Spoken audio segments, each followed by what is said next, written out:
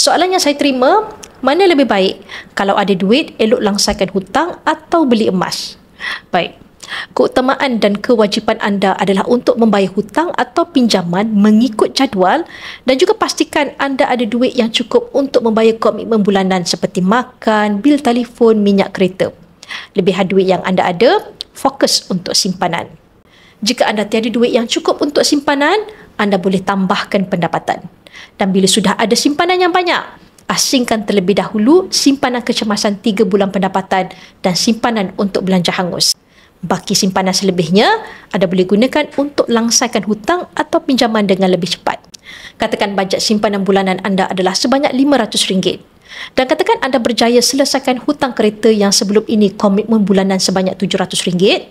Sekarang anda sudah ada RM1,200 untuk anda kukuhkan keuangan dengan simpanan yang lebih banyak, bukannya untuk anda tambah komitmen yang baru.